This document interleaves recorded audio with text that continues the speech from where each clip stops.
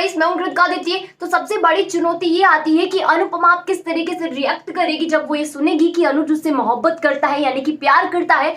तब अनुपमा का क्या रिएक्शन होगा, इन सभी चीजों की जानकारी, साथ में आगे आने वाले ढेर सारे अपकमिंग ट्विस्ट, काव्या किस तरीके से घर को बेचने वाली है और कौन कौन से नए ट्विस्ट, अपकमिंग ट्विस्ट जो है कहानी में आने वाले हैं, किस तरीके से पूरी तरीके से कहानी को बदल कर रख देंगे। लेकिन आपको एक चीज मैं बता दूं, जो जैसा दिख रहा है ना वैसा बिल्कुल भी नहीं है, यानी कि सब कुछ आपकी सोच से लाख गुना परे है। कहानी एक नए अंदाज में नजर आने वाली है जिसमें सब कुछ बदल कर रख जाएगा। आपको लग रहा है ना कि अनुज अनुपमा की शादी किस तरीके से होगी, दोनों कैसे मिलेंगे, तो वो सब तो यहाँ बहुत छोटी बात है, लेकिन आपके लिए मेकर्स बहुत बड़े बड़े ट्विस्ट लेकर आने वाले हैं। तो वो सारे अपकमिंग ट्विस्टों की जानकारी मैं आपको दूंगी आज की इस वीडियो में।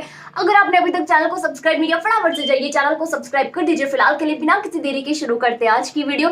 तो आप देखेंगे कि अनुपमा यहाँ पर सारी चीजों से परेशान हो जाती है, यानी कि तोशु जितने भी बदतमीजी वाले शब्द अनुपमा से कहता है वो सब कुछ अनुज को तो परेशान करते हैं, लेकिन अनुपमा को भी परेशान करते हैं। अनुज से यहाँ जो कुछ भी तोशु कहता है ना, उन सबसे ज्यादा अनुपमा परेशान होती है। अब तक तो हमने ये देखा कि अनुपमा के हर बुरे वक्त में अनुज उसके साथ खड़ा था, लेकिन जैसे ही तोशु अनुज से सारी चीजें कहता है कि वो कैसा है, उसकी वजह से उसके परिवार वालों को, उसकी माँ को इतनी परेशानियों का सामना करना पड़ा, तो पूरी तरीके से अंदर तक अनुज टूट जाता है। और तब यहाँ पर एक शोल्डर की तरह अनुपमा नजर आती है। कहने का मतलब ये है कि अनुपमा अनुज का संबल बन जाती है और उसे परेशान नहीं देखती। तो ये सारी चीजें यहाँ पर होगी। तोशु चला जाता है सारी बकवास करके, लेकिन उसकी बकवास की वजह से अनुज परेशान हो जाता है और अनुज जाता है सीधा शाह हाउस में, यानी कि वहां जाकर सारी मुसीबतों की जड़ को ही मिटा देना चाहता है। उसे लग रहा है कि अगर उसने सब कुछ किया है तो उसे ठीक भी उसे ही करना होगा। वो जाता है वनराज से सारी बातें कहता है, सब कुछ समझाता है कि अनुपमा पर कोई परेशानी बहुत ज्यादा क्रिएट ना करे और साथ ही में अनुपमा का आप सभी लोग साथ दें। साथ ही में अनुपमा की सारी परेशानियां सॉर्ट आउट करने के लिए वो जाता है, लेकिन कहानी कुछ उल्टा ही हो जाती है। अनुज यहाँ पर गुस्से ही गुस्से में वो सारी चीजें कबूल कर लेता है जो यहाँ पर उसे नहीं कहने चाहिए। भी सारी रामायण पहले की है, यानी कि सारी चीजें मैंने आपको पहले ही बता दी कि क्या कुछ होगा, अब आगे क्या होने वाला है।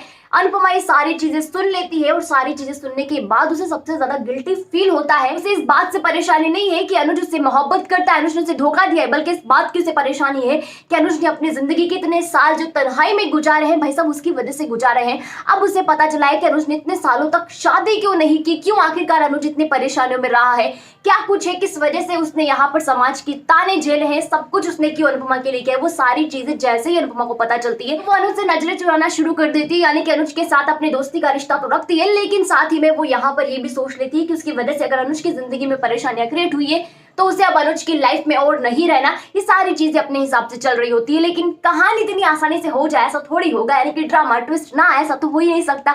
तो कहानी में सबसे बड़ा ड्रामा और ट्विस्ट ये आता है कि बाबूजी चाहते हैं कि उनकी बेटी की शादी हो जाए। अब आखिरकार उसकी बेटी को इतना प्यार करने वाला इंसान मिला है तो वो कैसे चाहेंगे कि उसके साथ उसकी जिंदगी खुशी खुशी नहीं गुजरे। साथ ही में समर, नंदिनी सभी लोग चाहते हैं ना कि अनुपमा की जिंदगी फिर से खुशहाल हो जाए। ये बात समर ने खुद कबूल कर ली है, तो आगे आने वाले दिनों में समर, नंदिनी, बाबूजी सभी के एफर्ट की वजह से अनुज अनुपमा एक दूसरे के बारे में सोचना शुरू कर देते हैं। अनुज तो यहाँ पर पहले से ही हार मान लेता है। आप तो जानते हो ना अनुज को किस तरीके का इंसान है। उसे तो यहाँ लग रहा है कि उसने सब कुछ कहकर गलती करी, लेकिन ये सबसे अच्छा मौका होता है जब अनुपमा सारी चीजें सुन लेगी। इसके बाद यहाँ अनुज अनुपमा एक साथ हो जाएंगे, यानी कि धीरे धीरे नफरत से प्यार में बदलेगा और प्यार से फिर शादी में हो जाएगा। लेकिन ये सारी चीजें होने में थोड़ा सा टाइम लगेगा।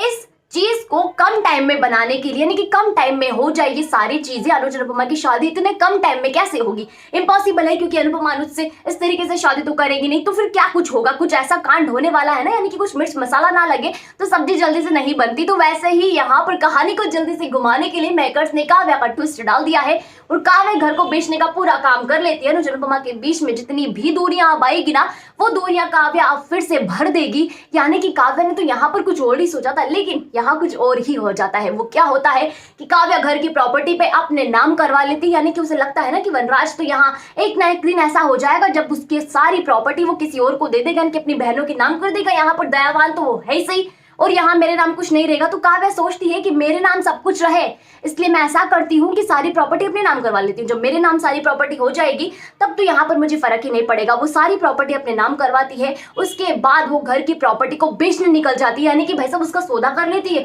सौदा करने के साथ साथ एडवांस मनी भी ले ली, पैसे भी खा लिए। अब पैसे खाने के बाद कहती है सभी से कि प्रॉपर्टी हो चुकी है, यहाँ पर सबको बाहर निकाल दो, और यहाँ पर वनराज के साथ वो बाहर जाने का फैसला कर लेती है। लेकिन वनराज को पता चलता है तो भाई साहब कुछ चुप बैठेगा क्या इतने मुश्किलों से इतने प्यार से उसने उस घर को बसाया, वो घर को कैसे बेचने देगा। काव्या को एक जोरदार तमाचा मारता है, ऐसा नहीं होता, लेकिन वो यहाँ पर इतना ज्यादा गुस्सा हो जाता है काव्या के ऊपर कि उसके दिमाग का संतुलन खो जाता है, काव्या को भला बुरा सुनाता है। साथ ही में बाबूजी को तो पता है कि काव्या किस तरीके की इंसान है, लेकिन बा को भी महसूस हो जाता है कि काव्या कितनी घटिया इंसान है और उसने कितनी बड़ी गलती करी है। तो बाबूजी जो इतने दिनों से कह रहे थे ना कि तुम नहीं मानती, तुम्हारी वजह से यहाँ पर ये सारी चीजें हो रही है, तुम्हें पछताना होगा, बा यहाँ पर पछताती है और साथ ही में प्रायश्चित करने के लिए अनुपमा को अनुज से मिलाने का फैसला भी करती है।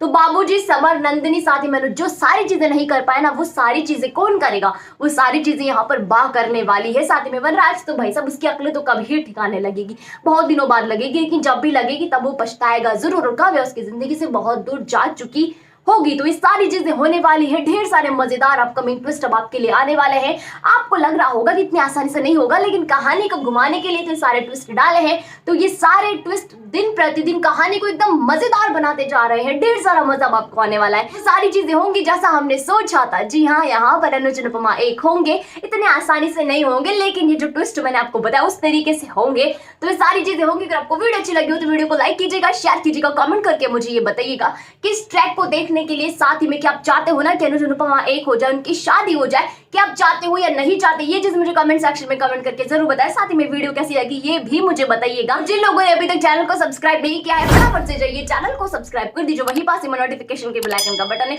उसे भी प्रेस कर दीजिएगा ताकि जब भी हमारी वीडियो है सबसे पहले आप तक पहुंचे बिना किसी रुकावट के।